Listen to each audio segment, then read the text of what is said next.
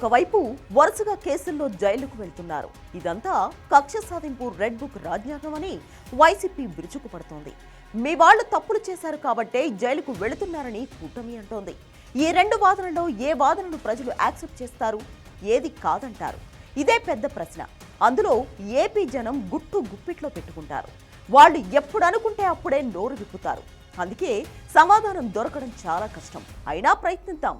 Jagan latest గా press meet పెట్టి మా వాళ్ళందరినీ కావాలని జైలుకు పంపుతున్నారు, అరెస్టులు చేస్తున్నారు. అయినా మీరు నన్ను ఆపలేరు అని సవాల్ చేశారు. చెవిరెడ్డి భాస్కర్ రెడ్డి పేరు ఇప్పటి వరకు లిక్కర్ స్కామ్ లో లేదు.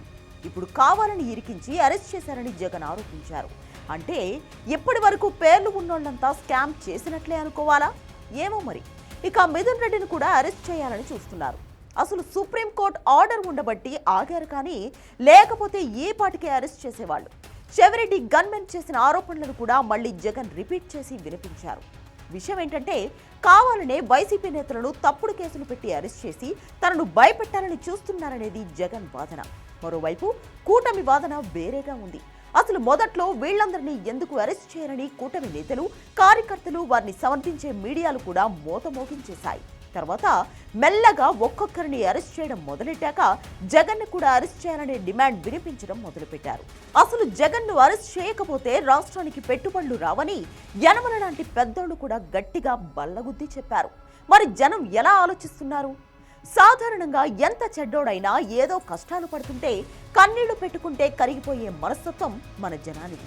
వాడు ఎన్ని తప్పులు చేసినా కష్టపడుతున్నట్లు కనపడితే అయ్యో అనుకుంటారు. జగన్ పై సిబిఐ విచారణ చేసి అరెస్ట్ చేస్తే సానుభూతి వచ్చింది. ఆయన ఆస్తులు అక్రమంగా సంపాదించుకున్నాడా లేడా అనేది పట్టించుకోలేదు. మిడిల్ క్లాస్ అయితే పట్టించుకుంది, మిగతా సెక్షన్స్ పట్టించుకోలేదు. మరోవైపు చంద్రబాబుపై వ్యతిరేకత వచ్చాక ఎక్కువ మంది ఆ సెక్షన్స్ తో కలిసిపోయి జగన్ పై సానుభూతి చూపించి గెలిపించేశారు. అంటే ఇక్కడ అవతల వాడి మీద కోపం వచ్చినప్పుడు యువతల వాడి మీద తప్పులు క్షమించేసి జాలి చూపించి గెలిపించేస్తారు మనోళ్ళు. తర్వాత జగన్ మీద వ్యతిరేకత వచ్చింది. అందుకే చంద్రబాబు గత చరిత్ర వ్యవహారాలన్నీ వదిలేసి పవన్ కళ్యాణ్ కూడా కలవడంతో గెలిపించేశారు.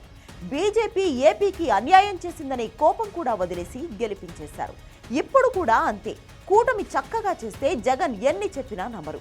కూటమి ఫెయిల్ అయి వారి మీద నిజంగానే వ్యతిరేకత వస్తే మాత్రం అప్పుడు జగన్ చెప్పేది వినడం మొదలెడతారు, మనసు మార్చేసుకుంటారు. అలా ఉంటది మరి జనంతోటి.